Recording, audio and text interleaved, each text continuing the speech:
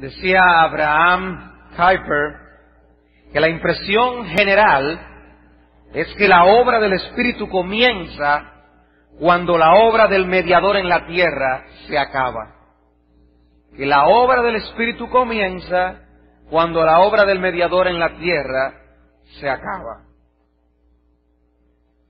Pero esa es la impresión general. No es así.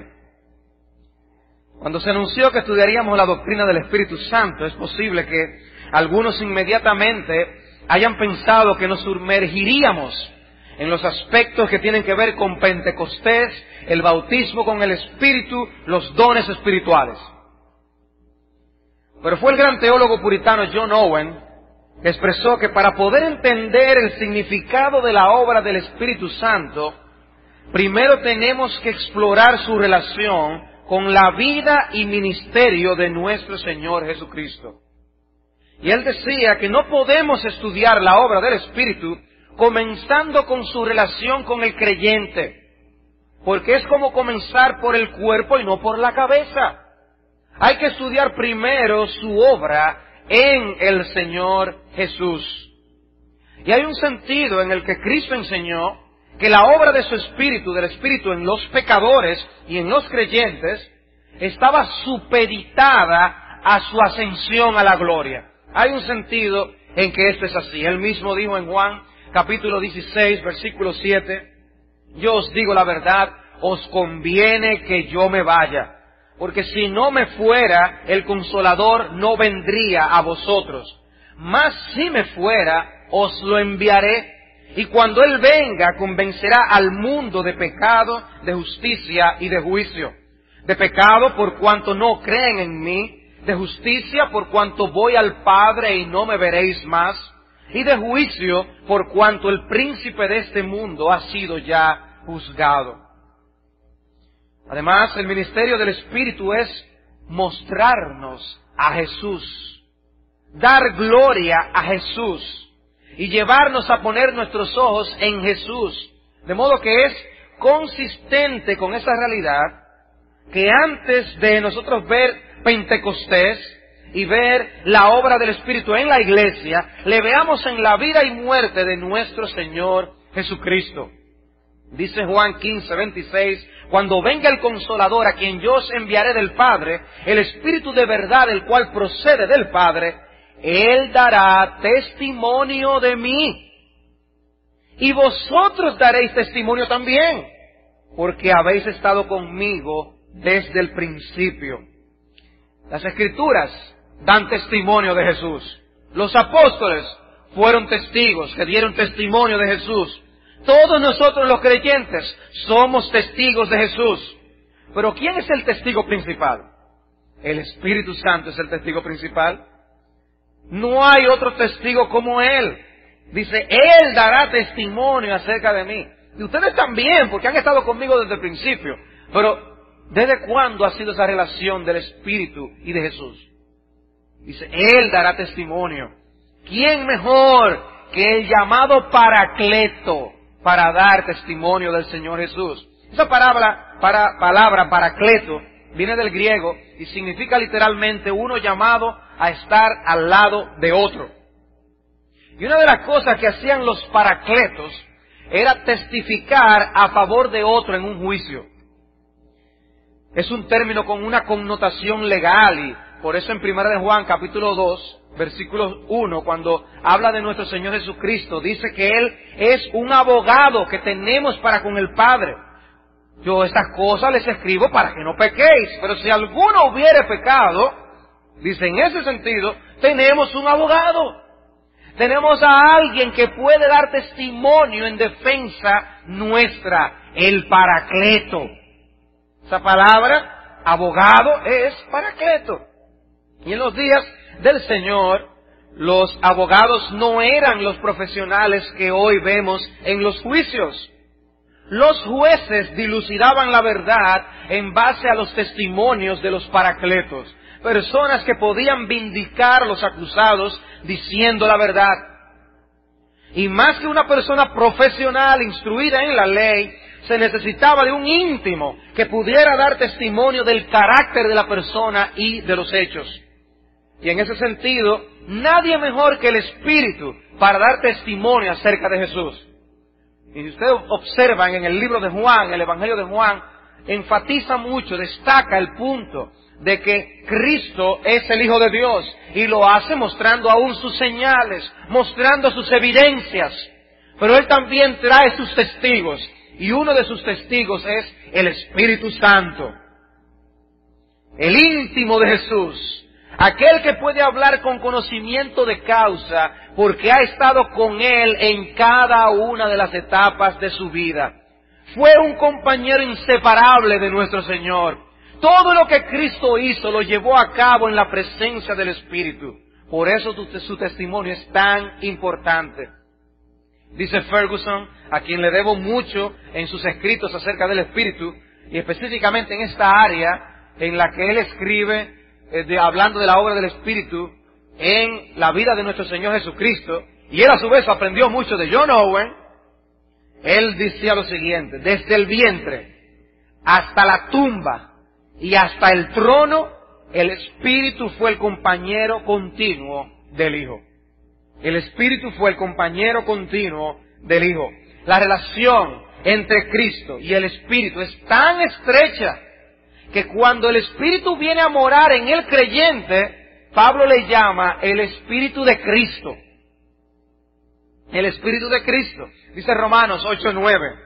Mas vosotros no vivís según la carne, sino según el Espíritu, si es que el Espíritu de Dios mora en vosotros. Y si alguno no tiene el Espíritu de Cristo, no es de Él. Pero si Cristo está en vosotros, el cuerpo en verdad está muerto a causa del pecado, mas el Espíritu vive a causa de la justicia. ¿Ven ustedes el juego de palabras que usa Pablo aquí en Romanos 8? Él está usando al Espíritu y a Cristo de manera intercambiable. Dice, si alguien no tiene el Espíritu de Cristo, no es de Él. Pero si Cristo está en vosotros. Y decía anteriormente que nosotros no vivimos según la carne, sino según el Espíritu. Está hablando obviamente del Espíritu Santo. ¿Qué relación tan íntima entre Cristo y el Espíritu? Pasemos a ver entonces esa obra del Espíritu en cada una de las etapas trascendentales de su vida. Y ver cómo el Espíritu obró en cada una de ellas. No veremos todas en la tarde de hoy, sino que hoy veremos solamente una parte y continuaremos, si el Señor lo permite, la semana próxima. Veamos en primer lugar la obra del Espíritu en su encarnación. La obra del Espíritu en la encarnación del Hijo de Dios. Nosotros sabemos por las enseñanzas de todas las Escrituras que la Trinidad completa estuvo involucrada en diferentes acciones. Cuando estudiamos la doctrina de la creación, nosotros vemos que el Padre, el Hijo y el Espíritu están involucrados. El Padre es creador, el Hijo es creador y el Espíritu Santo es creador. Y así hay eventos en que podemos atribuir obras a las tres personas de la Trinidad. Y la encarnación es una de ellas. Nosotros recordamos cómo Cristo, citando la profecía, por así decirlo, se le aplica a Él en la Escritura, cuando dice, me preparaste cuerpo. Como el Hijo mismo hablando, tú me preparaste cuerpo en que yo me encarnara, citando la profecía. O sea que el Padre estuvo involucrado. En otros textos, el Padre es presentado como aquel que envía al Hijo y se encarna. Pero también la Biblia habla de que el mismo Cristo participó de su encarnación. Y Él se humilló a sí mismo. O como dice Hebreos capítulo 2, versículo 14 en adelante, Él tomó para sí esa naturaleza nuestra. Él participó de lo mismo que nosotros participamos, una naturaleza humana. Pero no solamente el Padre y el Hijo actuaron en la encarnación, sino que el Espíritu Santo también participó. Mateo capítulo 1. Ustedes buscan Mateo 1:16. Está hablando en la genealogía de nuestro Señor. Y en el versículo 16 dice: y Jacob engendró a José, marido de María, de la cual nació Jesús, llamado el Cristo. Inmediatamente vemos aquí en Mateo que se especifica en esta genealogía que el Señor nace de María. No dice sencillamente Jacob engendró a José, José engendró a Jesús. No, es diferente. No fue así la historia. José era el marido de María. De ella nació Jesús. Esa es la historia correcta. Y luego nos dice en el versículo 18, el nacimiento de Jesucristo fue así. Realmente la concepción de Jesucristo fue así. Estando desposada María su madre con José, antes que se juntasen, se halló que había concebido del Espíritu Santo. Había concebido del Espíritu Santo. Esto levanta la inquietud que ustedes conocen en José. Se le aparece un ángel en sueños que le dice: no la dejes, porque él quería cuidarla, aún su reputación. Y dice el versículo 20, y pensando él en esto, he aquí un ángel del Señor se le apareció en sueños y le dijo: José, hijo de David, no temas recibir a María tu mujer, porque lo que en ella es engendrado del Espíritu Santo es. Y vemos la obra del Espíritu en la encarnación del Hijo de Dios. Luego vamos a Lucas, capítulo 1, y encontramos las palabras del ángel a María, en Lucas 1:35. Y el ángel le explica a María lo siguiente: el Espíritu Santo vendrá sobre ti, y el poder del Altísimo te cubrirá con su sombra, por lo cual también el santo ser que nacerá será llamado Hijo de Dios. El Espíritu que participó en la creación del universo, ahora lo vemos participando en la creación o formación del cuerpo de nuestro Señor Jesucristo. ¿Y cómo lo hace?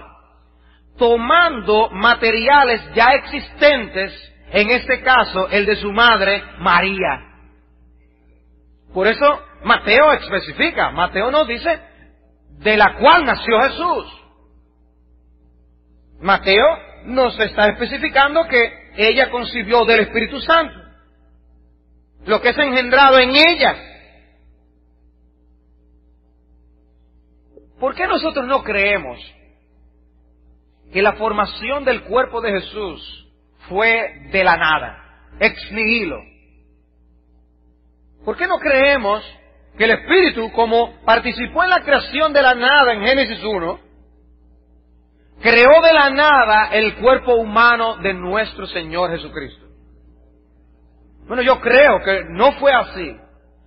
Y usó la naturaleza de María para que fuera precisamente un representante de nuestra raza humana, no de una creación de otra raza humana distinta. No, por eso es que Él es como es.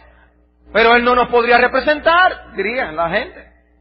Y realmente no nos podría representar. Eso pertenece a otro grupo. Así cualquiera. No, Él vino a ser parte de la raza humana caída. Vino a ser parte de esa raza humana caída, pero sin pecado. ¿Saben cómo lo dice Pablo en Romanos 8? Dice Pablo en Romanos 8:3, porque lo que era imposible para la ley, por cuanto era débil por la carne, Dios, enviando a su Hijo en semejanza de carne de pecado y a causa del pecado, condenó al pecado en la carne. Dice, enviando a su Hijo en semejanza de carne de pecado. ¿Y por qué solo en semejanza de carne de pecado? Él no podía participar de nuestro pecado y pretender ser nuestro Salvador. Tenía que ser sin pecado, tenía que ser un cordero sin mancha, tenía que ser un cordero sin tacha y perfecto. Él no era un pecador, pero lucía en todo como uno de nosotros. Y Él vino en semejanza de carne de pecado. Es más, como dice Pablo en Gálatas 4, y se fue, nació sujeto a la ley. Sujeto a la ley y sujeto a las condiciones en que el mundo caído está.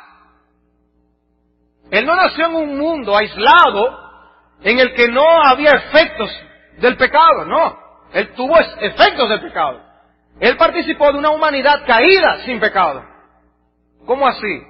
Bueno, que él precisamente tuvo que ser afectado por el pecado que había a su alrededor, por las consecuencias que el pecado ha traído sobre este mundo. Él lo vivió en carne propia. De manera que es nuestro representante perfecto.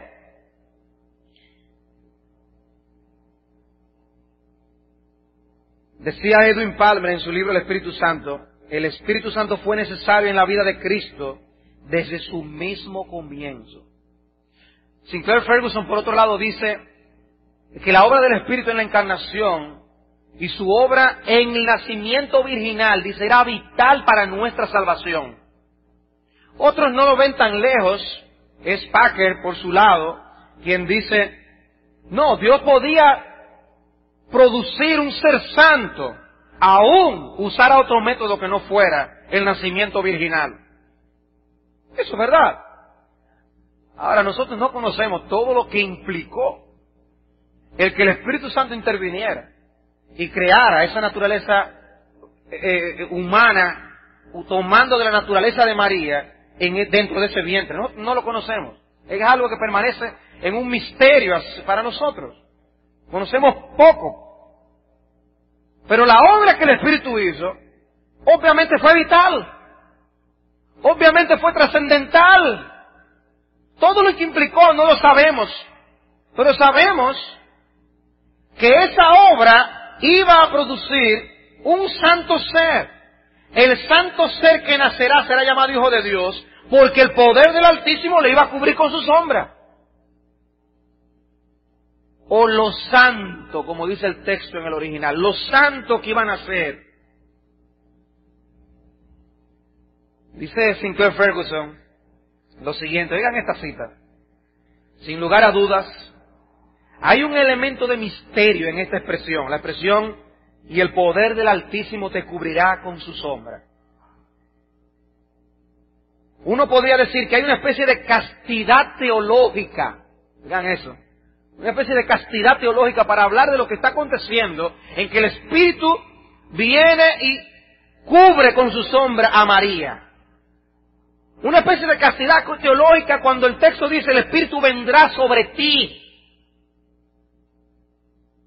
Dice, si como David reconoció en el Salmo 139, Dios trae a la existencia su obra más maravillosa en la cámara oculta del vientre de una madre, es especialmente correcto que la asunción de nuestra débil humanidad por el fuerte Hijo de Dios fuera ocultada de nuestra vista y comprensión por la cubierta protectora del Espíritu. Dice, nosotros no vemos lo que se teje dentro de una madre, del vientre de una madre, formando ese hijo. Dice allí, fui entretejido por ti en el vientre de mi madre, dice el salmista en el Salmo 139. Tú me entretejiste allí, me formaste. Y lo que Ferguson está diciendo es, imagínense lo que es la formación del cuerpo de Cristo en el vientre de María. Si ha habido la formación de un bebé que es singular y especial, tiene que haber sido este.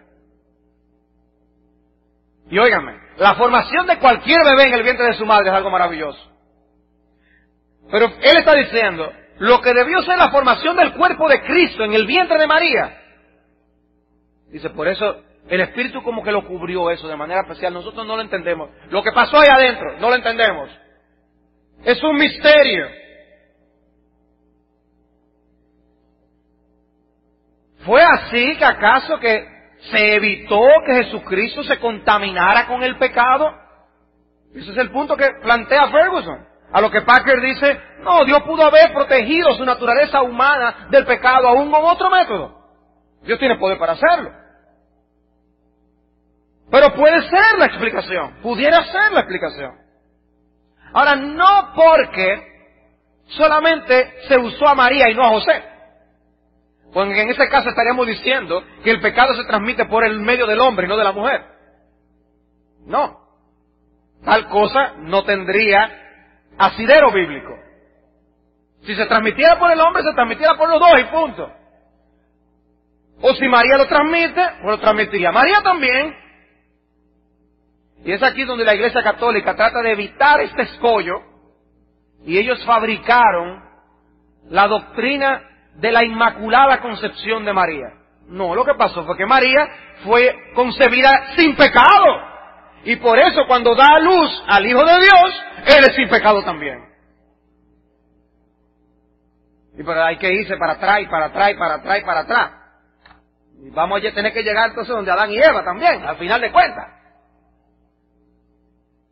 No, Dios lo hizo formando esa naturaleza humana de Cristo sin pecado. Aunque su madre era una pecadora, como ella misma confiesa. Y como ella misma llama a Jesús su Salvador. Ella confiesa que es pecadora. Es una doctrina equivocada. Entonces, ¿cómo evitó el Señor Jesús heredar la naturaleza pecaminosa de los hombres? El detalle formativo no sabemos. Pero el Espíritu hizo una obra tal que dice el texto: el poder del Altísimo te cubrirá con su sombra, por lo cual lo santo que nacerá será llamado Hijo de Dios. Y vemos entonces a una persona, la segunda persona de la Trinidad, a partir de ese momento, con dos naturalezas. Una naturaleza divina y una naturaleza humana. ¿Cómo es eso? No lo sé. Es una obra que solamente el Espíritu de Dios puede llevar a cabo. Pero el Espíritu lo hizo. Y es lo que ha sido llamado una santificación embriónica. Una santificación embriónica obrada por Dios. La obra del Espíritu fue una obra tal que nos permitió tener a un Jesús que es un verdadero hombre completo 100%. No parcialmente hombre. La obra del Espíritu fue darle a la segunda persona de la Trinidad un cuerpo humano 100% como el nuestro. Y Él por eso es nuestro representante, como dice Hebreos en el capítulo 2. Conoció lo que era ser débil y frágil, lo que era ser tentado y afligido, plenamente hombre. Es más, llevó a cabo en un sentido una nueva definición de lo que el hombre venía a ser. Lo que Adán no pudo ser para nosotros, Jesucristo viene a ser para nosotros. Y Él entonces, a partir de Jesucristo, nosotros tenemos un modelo de santidad, un ejemplo que copiar de vida. Era Ireneo, desde los padres de la iglesia, que él decía que en Jesucristo nosotros tenemos un ejemplo de cómo los hombres tienen que vivir. Pero dice no solamente de cómo los hombres tienen que vivir. En Jesucristo encontramos un ejemplo hasta de cómo los jóvenes deben ser, hasta cómo los niños deben vivir. Y por eso observamos a un Jesús que estaba sujeto a sus padres. Un gran ejemplo. El creador del universo, pero estaba sujeto a sus padres. Se dedicó a un oficio como el de su padre. Y es un ejemplo. Ahora, ¿ustedes piensan que Jesucristo fue un joven frustrado? ¿Ustedes piensan que Jesucristo fue un joven frustrado? Oye, porque si tan solo hubiera vivido en la época de las discotecas, pero en esa época, ¿y qué había que hacer en Belén? O en Nazaret, donde se crió. O sea que Jesús no supo lo que era andar con un iPod.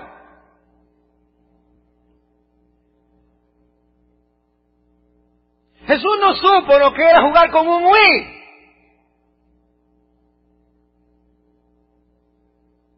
Yo veo a algunos que no saben lo que es un Wii. Todos los niños aquí saben lo que es el Wii.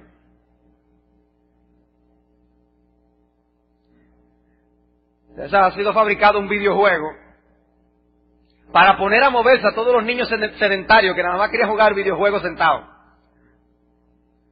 Y se juega con un control donde es que si usted es jugando tenis, pues tiene que mover el brazo también como si estuviera jugando tenis. Si es pichando, tiene que moverse y pichar como si estuviera pichando de verdad. Hay 2 o 3 televisiones que se han sido rotas de esa forma, pero es así. Pero Jesucristo no disfrutó esas cosas.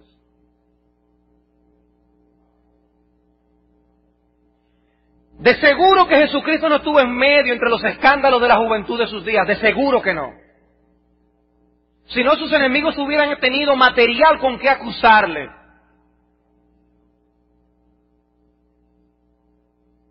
Pero no fue un niño frustrado ni un joven frustrado. Era un hombre, un joven y un niño satisfecho en Dios. Y un ejemplo de lo que nosotros tenemos que ser y hacer. Y buscar. Sí, el diablo ha hecho una gran obra, promoviendo la realidad de que nosotros no podemos ser felices sin el mundo en el que nosotros vivimos. El diablo ha hecho una gran obra y lleva a las personas a buscar esa satisfacción en el mundo. Y el hombre busca, que busca, que busca, que busca. Y todos los hombres sinceros reconocen que todos esos placeres que el mundo brinda son pasajeros. Pero dice la Biblia que el que hace la voluntad de Dios permanece para siempre. Pues Cristo estuvo en ese ejemplo de humanidad brindándonos un molde por el cual nosotros vivir. Y se nos presenta así en las Escrituras, que nosotros debemos andar en sus pisadas. Que Él dejó huellas en las que nosotros podemos seguir y pisar con certeza. Ahora, ¿quién le capacitó para todo esto? ¿Quién le dio crecimiento en gracia y estatura? El Espíritu de Dios. Formó una humanidad digna de imitar. Y como decía alguien, Él amó con tal seriedad y fue serio con tal amor que parecía como si la naturaleza y la gracia en Él estuvieran tan mezcladas que fueran una sola cosa. ¿Qué es lo que está diciendo? ¿Qué es lo que está diciendo? La espiritualidad brotaba en Él de una manera natural. Él era paciente. ¿Pero eso es porque Él es así o eso es porque el Espíritu de Dios lo hizo? Humanamente hablando, el Espíritu obró gracias, los frutos del Espíritu los obró en Cristo y se veían de una manera clara y palpable. Todas las gracias espirituales en Él. Y Él la vivía de una manera tan natural que uno no podía distinguir si era una obra espiritual o era que Él nació así. Hermanos, Él nació así. Pero también fue desarrollado en el Espíritu. ¿Y quién entiende? Era todo de una manera tan natural. Y hablaba con rectitud, hablaba como debía ser, con respeto. Él no tenía que estar chillando para que le hicieran caso. No, el Espíritu obró. ¿Por qué? El texto de Isaías 11 que leíamos la semana anterior dice: saldrá una vara del tronco de Isaí y un vástago retoñará de sus raíces y reposará sobre él el Espíritu de Jehová. Espíritu de sabiduría y de inteligencia, espíritu de consejo y de poder, espíritu de conocimiento y de temor de Jehová. Es el privilegio de un niño y de un joven cuando conoce a Cristo temprano en su vida, que tiene ese mismo espíritu, obrando lo que obró en el cuerpo humano de Jesús, obrando en sus vidas. Es un privilegio para un niño y un joven creyente la formación de rasgos de carácter por la obra del Espíritu de Dios que le hagan ser un digno representante de Jesucristo aquí en la tierra. Niño, si tú conoces a Cristo, joven, si tú conoces a Cristo, tú tienes la capacidad espiritual dada por Dios de elevarte por encima de las expectativas, de los sueños, de los entretenimientos, de los deleites del que no tiene el Espíritu de Dios. Tú tienes un privilegio y se notarán en ti, se formarán en ti cosas que vienen de arriba. Esa obra del Espíritu en Cristo viene a ser el modelo de lo que es la obra del Señor, el Espíritu Santo, en los creyentes. Hay cosas inimitables de la obra del Espíritu en Cristo, como lo es su encarnación. Pero en otro sentido, su obra viene a ser una obra intensificada de lo que vendría a ser en nosotros después. Por eso después, el Espíritu es enviado por el mismo Cristo para que se reproduzca en sus creyentes, en sus discípulos en la tierra. Y eso ya lo veremos ya en los estudios siguientes, cuando veamos la obra del Espíritu en nuestras vidas. Pero yo creo que esa es una gran aplicación para nosotros, y es tener esa expectativa de que ese Espíritu que obró en Cristo es el Espíritu que obra en nosotros en el día de hoy. Ese Espíritu que obró para que Él fuera ese niño, ese joven, ese hombre, obre en nosotros de esa misma forma en el día de hoy. Y el Espíritu no obró en Cristo a alguien mundano, a alguien con envidia por las cosas mundanas, no obró ese tipo de cosas. Obró sed y satisfacción en las cosas de Dios y espirituales. Pero pasemos a ver la obra del Espíritu en su bautismo también, en su bautismo.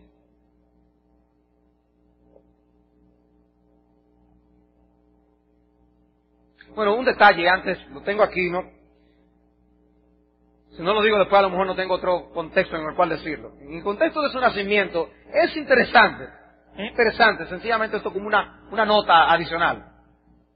Que el Espíritu se involucra tanto en la encarnación de Cristo, que preparó el camino, por así decirlo, proféticamente, obrando en diferentes hombres antes del nacimiento mismo del Señor. Por ejemplo, nosotros encontramos en Lucas capítulo 1, versículo 41, a Elizabeth llena del Espíritu Santo. Dice Lucas 1:41, y aconteció que cuando oyó Elizabeth la salutación de María, la criatura saltó en su vientre, y Elizabeth fue llena del Espíritu Santo. Luego vemos a Zacarías lleno del Espíritu Santo. Capítulo 1, versículo 67. Dice, Zacarías su padre fue lleno del Espíritu Santo y profetizó diciendo, y aquí viene esta profecía de Zacarías, bendito el Señor Dios de Israel, que ha visitado y redimido a su pueblo, etcétera. Y dice en el versículo 76, y tú niño, profeta del Altísimo serás llamado, porque irás delante de la presencia del Señor para preparar sus caminos. Zacarías es lleno del Espíritu y profetiza, y dice con respecto a Juan, tú prepararás el camino del Mesías. El Espíritu hace presencia, una vez más, de manera clara y abierta. Luego vemos a Simeón, donde se dice que el Espíritu estaba sobre él, capítulo 2, versículo 25. Dice, y aquí había en Jerusalén un hombre llamado Simeón, y ese hombre justo y piadoso esperaba la consolación de Israel, y el Espíritu Santo estaba sobre él. Y le había sido revelado por el Espíritu Santo que no vería la muerte antes que viese al ungido del Señor. Y movido por el Espíritu, vino al templo, y cuando los padres del niño Jesús le trajeron, etcétera, ven el énfasis de la presencia del Espíritu en estos eventos previos a la manifestación del Señor. Con Juan el Bautista, capítulo 1, versículo 15.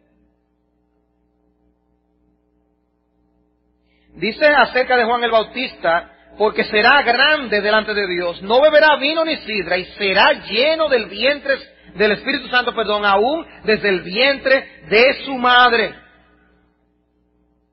Y luego entonces, refiriéndose a Cristo, capítulo 1, versículo 35, el texto que leímos, en la manifestación del Espíritu en el nacimiento, en la concepción del Señor. Formó parte el Espíritu de esta obra de la encarnación del Señor.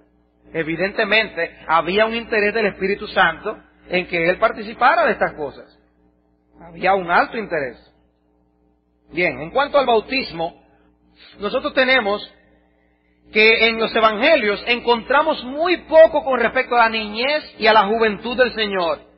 Pero su bautismo es contemplado con tal importancia que los 4 evangelios narran el hecho. Dice en Mateo capítulo 3, versículo 13, en adelante, Entonces Jesús vino de Galilea a Juan al Jordán para ser bautizado por él. Mas Juan se le oponía diciendo, yo necesito ser bautizado por ti, ¿y tú vienes a mí? Pero Jesús le respondió, deja ahora, porque así conviene que cumplamos toda justicia. Entonces le dejó. Y Jesús, después que fue bautizado, subió luego del agua, y aquí los cielos le fueron abiertos, y vio al Espíritu de Dios que descendía como paloma y venía sobre él. Y hubo una voz de los cielos que decía, este es mi Hijo amado, en quien tengo complacencia. O sea, los evangelios destacan este evento, más que cualquier cosa que pudiéramos saber de su niñez. ¿Cuántas cosas quisiéramos saber de la niñez del Señor o de su juventud? Sin embargo, la Escritura hace silencio. Pero viene y destaca este evento trascendental, el bautismo de nuestro Señor. En Lucas capítulo 3, cuando se narra acerca de este evento, dice, aconteció que cuando todo el pueblo se bautizaba, también Jesús fue bautizado, y orando el cielo se abrió, y descendió el Espíritu Santo sobre él en forma corporal como paloma. Y vino la voz del cielo que decía, tú eres mi Hijo amado, en ti tengo complacencia. En el Evangelio de Juan ocurre otra cosa. En el Evangelio de Juan, vemos a Juan dando testimonio de a quién él estuvo bautizando. Y dice que en cierto día, en Juan 1:29, Juan vio a Jesús que venía a él y dijo, he aquí el Cordero de Dios que quita el pecado del mundo. Este es aquel de quien yo dije, después de mí viene un varón, el cual es antes de mí porque era primero que yo. Y dice en el versículo 32, también dio Juan testimonio diciendo, vi al Espíritu que descendía del cielo como paloma y permaneció sobre él. Y yo no le conocía, pero el que me envió a bautizar con agua, aquel me dijo, sobre quien veas descender el Espíritu y que permanece sobre él, este es el que bautiza con el Espíritu Santo. Y yo le vi y he dado testimonio de que este es el Hijo de Dios. Juan, en esa manera en que presenta la importancia de dar testimonio de Jesús, dice, yo doy testimonio de quién es Él. Y yo vi que el Espíritu reposó sobre Él y permaneció sobre Él. Ese es el que bautiza después con el Espíritu. Los 4 evangelios narran el evento, y lo que ocurrió fue tan glorioso. Óigame, los cielos se abrieron, el Espíritu desciende, una voz del cielo habla, Dios el Padre hablando, un evento singular, algo grande está pasando. El Mesías está iniciando su ministerio y lo hace siendo ungido por el Espíritu Santo. Él es el profeta, el sacerdote y el rey de su pueblo. Yo no le conocía, pero dice más, para que fuese manifestado a Israel. Por esto vine yo bautizando con agua. Este es el Hijo de Dios. Para que se vea claramente quién es ese que estaba iniciando su ministerio. Superior a todos los que habían venido antes que él. Profeta, sacerdote y rey. Y él no estaba más que cumpliendo la profecía del Salmo 45, versículo 6. Un salmo mesiánico. Cuando dice, tu trono, oh Dios, es eterno y para siempre, cetro de justicia es el cetro de tu reino. Has amado la justicia y aborrecido la maldad. Por tanto te ungió Dios, el Dios tuyo, con óleo de alegría, más que a tus compañeros. Y encontramos a varios comentaristas aplicando esa declaración, te ungió Dios, el Dios tuyo, y aplicándolo a ese momento del bautismo, cuando el Espíritu Santo vino y permaneció sobre él. El Espíritu estaba obrando y diciendo que ese ministerio que iba a seguir de ahí en adelante era un ministerio apoyado, guiado, sostenido por el Espíritu de Dios. Pero veremos eso del ministerio la semana que viene, si Dios lo permite. Mientras tanto, tenemos ese testimonio de Pedro, cuando él predicando en donde Cornelio, dice en Hechos 10:37, vosotros sabéis lo que se divulgó por toda Judea, comenzando desde Galilea, después del bautismo que predicó Juan, cómo Dios ungió con el Espíritu Santo y con poder a Jesús de Nazaret, y cómo éste anduvo haciendo bienes y sanando a todos los oprimidos por el diablo, porque Dios estaba con él. ¿Cómo es? Que Dios estaba con él. Pero que Él es Dios. No solo que Dios estaba con él, es que Él es Dios. Oigan qué interesante. Pedro, ya por revelación del Espíritu de Dios, y queda registrado en las Escrituras, explica lo que ocurrió con Jesús y dice que en ese momento él fue ungido con el Espíritu. ¿Y qué ocurrió? Entonces él tuvo un ministerio poderoso en que aún liberaba y sanaba a los oprimidos por el diablo. ¿Por qué? Porque Dios estaba con él. La presencia del Espíritu sosteniendo su ministerio. Y veremos un poco más de eso la semana próxima. Pero cabe resaltar aquí, hermanos, el hecho de cómo nosotros todos debemos desenvolvernos en la vida y desempeñar nuestra vida cristiana, poner nuestros dones en operación, funcionar en nuestras familias, funcionar en la iglesia, en dependencia del mismo Espíritu de Dios, del quien el Señor Jesucristo dependió, siendo Él Dios. Oigan eso. Quizá por eso no se estudia tanto el ministerio del Espíritu en la vida de Cristo. Porque si Él es Dios, ¿qué más necesita? Sin embargo, la Escritura enfatiza y destaca que Él dependió del Espíritu de Dios. Y nosotros pretendemos vivir desamparados de su influencia. ¿Ven ustedes la importancia de que nosotros seamos sensibles a la obra del Espíritu de Dios en nuestras propias vidas? Yo les estoy diciendo, hermanos, es que para nosotros funcionar como iglesia, para tú desempeñar tu ministerio, para tú desempeñarte en tu familia, en medio de tu hogar, para tú cumplir el rol que Dios te ha asignado aquí en este mundo, tú necesitas depender del Espíritu de Dios. Es amparado en su fuerza que podrás echar hacia adelante. Si Cristo no se atrevió a dar un paso antes de ser ungido de esa forma. ¿Y qué hizo Cristo todos esos años antes de esto? Esperando el momento para servir.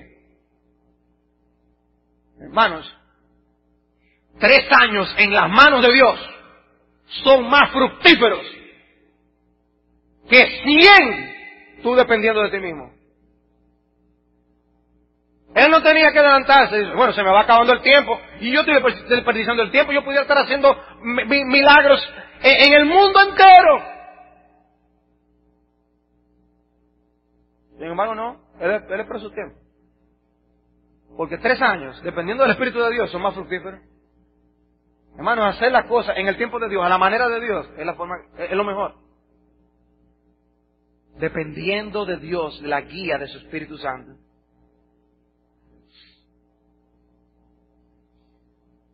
En un sentido, Jesús estaba siendo equipado y preparado para el conflicto que se le avecinaba.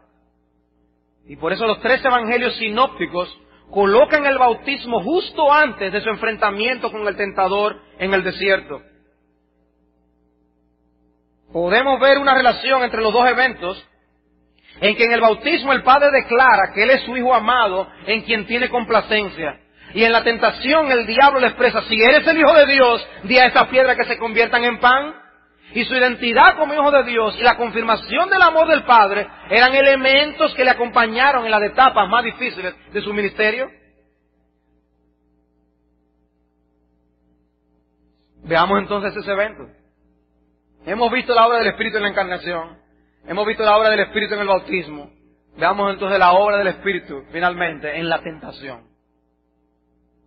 Dice Mateo capítulo 4, versículo 1. Entonces Jesús fue llevado por el Espíritu al desierto para ser tentado por el diablo. Fue llevado por el Espíritu al desierto para ser tentado por el diablo. Y Marcos usa una palabra más fuerte y vigorosa todavía.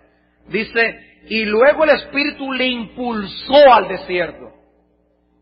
Y es la palabra que Marcos en ese mismo capítulo, versículo 35, en ese mismo capítulo, usa cuando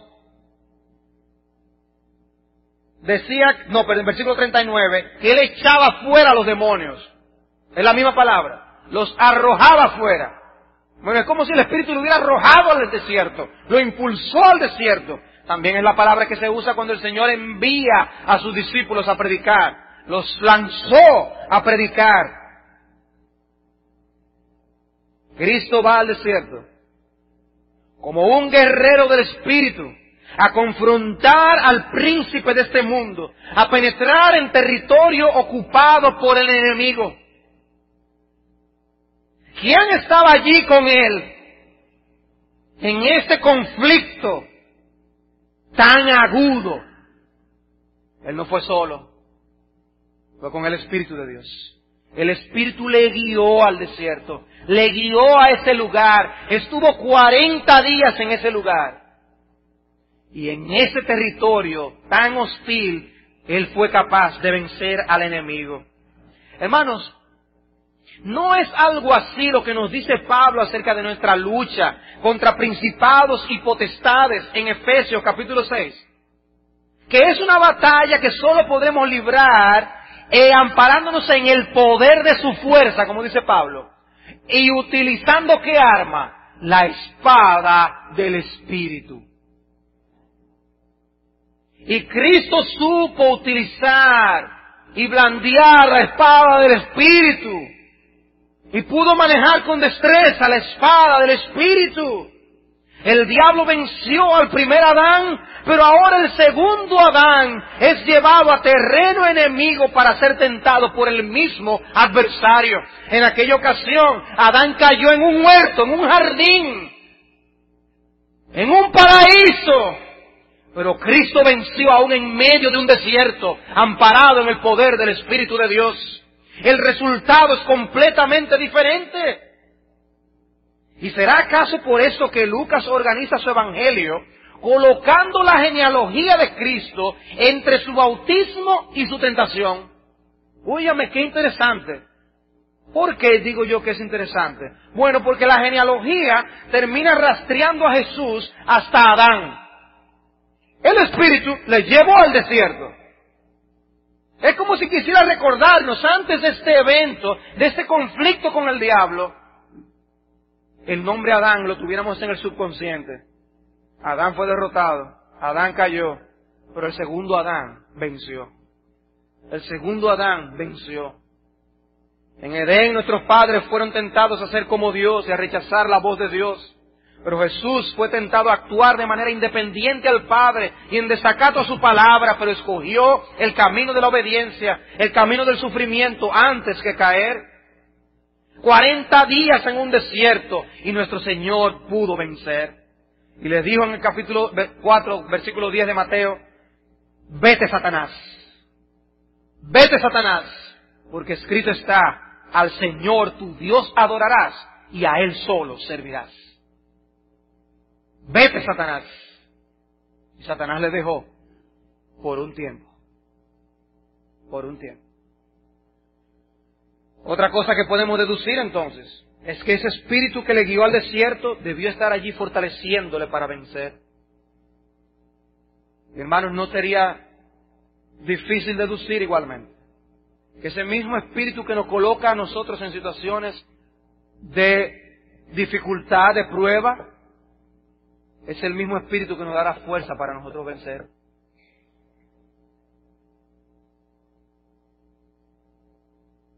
Cuando el Señor le dijo a Satanás: no, sí, ve, tienta a mi siervo Job.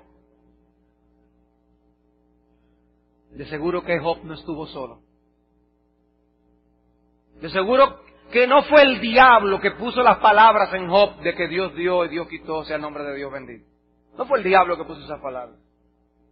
Tenía que ser una obra del Espíritu de Dios en ese siervo del pasado. Y una pregunta: ¿dónde aprendió Jesús a manejar la espada del Espíritu de ese modo? ¿Ustedes recuerdan? No, mira, dile. Nosotros tenemos una frase: hambre atrasada. Cuando alguien dice: oye, fulano tenía una hambre atrasada, o comió como alguien que tiene un hambre atrasada. Pues nosotros podemos imaginarnos al Señor, después de estar 40 días en el desierto, ayunando, tenía que tener hambre. Y el diablo le dijo: mira, dile a esta piedra que se convierta en el pan. Si tú eres el Hijo de Dios, ¿qué había dicho el Señor en el bautismo? Este es mi Hijo amado en quien tengo complacencia. Si tú eres el Hijo de Dios, dile a esta piedra que se convierta en pan. Escrito está: no solo de pan vivirá el hombre, sino de toda palabra que sale de la boca de Dios. ¡Wow! Se defendió a la perfección con la espada del Espíritu. Y así cuando dicen, no, arrójate del templo, que los ángeles mandan a sus ángeles que te van a atrapar. No tentarás al Señor tu Dios. No tentarás al Señor tu Dios. El Señor está mostrando que conocía bien las Escrituras. El Señor está mostrando que Él había meditado en el libro de Deuteronomio. El Señor está demostrando que Él prestaba atención cuando Él iba al templo y se explicaba la palabra de Dios. No, pero pastor, es que Jesús es Dios, es que Él se sabe todos los versículos. No, hermano, ese no es el asunto. Su defensa venía por el conocimiento que Él tenía adquirido en su educación y en su meditación de la palabra de Dios, humanamente hablando, porque recuerden que Él humanamente hablando no conocía todo, que Él humanamente hablando no sabía el día ni la hora en que el Hijo de Dios viene a la tierra. De manera que de dónde Él extrajo este conocimiento para defenderse, como lo pudo hacer y con lo que nos sirve de ejemplo a nosotros, por todos esos años en los que desconocemos lo que pasó con el Señor, donde el Espíritu estuvo haciéndole crecer en sabiduría y en gracia delante de los hombres y delante de Dios. Su conocimiento de las Escrituras no vino del cielo, estaba fundamentado en ese empeño en conocer las Escrituras, en meditar en la palabra de Dios y aplicar estas cosas a su propia vida y a su propio corazón. Así conoció Deuteronomio capítulo 8. Y hermanos, eso nos dice algo a nosotros. ¿Tú quieres aprender a ser diestro con la espada del Espíritu? Amado hermana, amada hermana, amado hermano, ten comunión con Dios. Y teniendo comunión regular y frecuente con Dios, medita en la palabra de Dios. Relaciónala con tu vida. ¿Qué tiene la palabra de Dios para edificar tu alma hoy? ¿Qué necesita tu alma? Yo no estoy en contra de los planes, de los calendarios de lectura de la Biblia. Los apoyo y se los recomiendo a muchos hermanos que vienen a mi oficina. Pero mi hermano, nosotros necesitamos sobre todas las cosas relacionar lo que leemos con nosotros. Por eso el Señor pudo sacar la espada en el momento de necesidad y decir, no, es que la Escritura dice. La Escritura dice. ¿Saben por qué nosotros muchas veces caemos? Porque desconocemos las Escrituras que nos ampararían en determinadas situaciones. ¿Tú sabes por qué tú has tenido victoria en otras ocasiones? Porque tú has sabido acudir a la Biblia y apoyarte en la Biblia y decir, no, mi Dios dice, y por eso yo no haré esto o haré lo otro. Mira tus victorias y rastréalas hasta la palabra de Dios. Y mira tus derrotas y rastréalas hasta tus descuidos de relacionar esa palabra con tu propio corazón o con tus propias circunstancias. ¿Tiene Dios algo que decirte en el problema que tú estás viviendo hoy? ¿Tiene Dios algo que decirte con la decisión que tú tienes que tomar, con el problema que tú tienes con aquel vecino, con el problema que tienes con aquel familiar? ¿Tiene la Biblia algo que decirte con ese problema de carácter que tú estás enfrentando, con la forma en que tú estás hablando a tus hijos? ¿Tiene algo que Dios quiere decirte acerca de estas cosas? Hay palabra, mi hermano, hay espada del Espíritu para ayudarte a defenderte, para poder decir, escrito está, y poder salir airosos, como nuestro Señor salió airoso. Pero ¿cómo fue eso? En dependencia del Espíritu de Dios. En dependencia del Espíritu de Dios. Si Cristo vivió en dependencia del Espíritu de Dios, ¿qué nos queda a ti y a mí? ¿Qué nos queda a ti y a mí? ¿No deberíamos vivir más conscientes de la necesidad que tenemos de su ayuda? ¿No deberíamos vivir más de cerca a la palabra de Dios?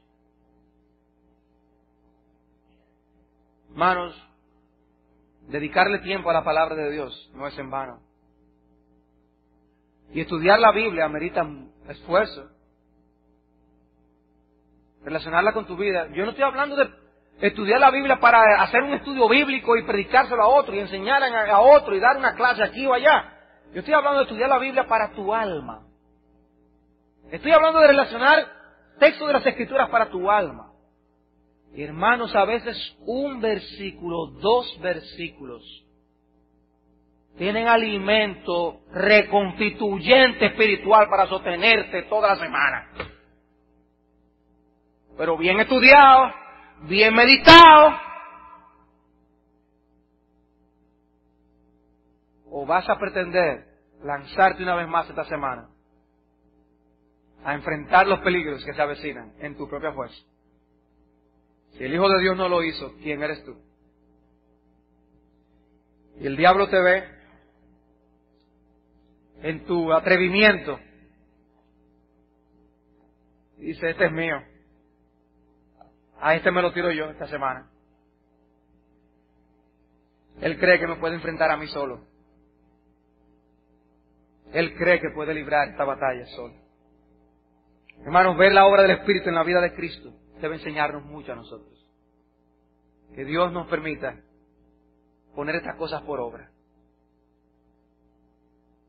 Y aún mírate a ti mismo con tu familia y piensa si ustedes como familias están viviendo en dependencia del Espíritu de Dios para todo y cada una de las facetas de nuestras vidas. Que Dios nos conceda crecer en gracia y en sabiduría por la obra del Espíritu. Vamos a orar. Padre, te damos gracias por tu palabra que ilumina el entendimiento.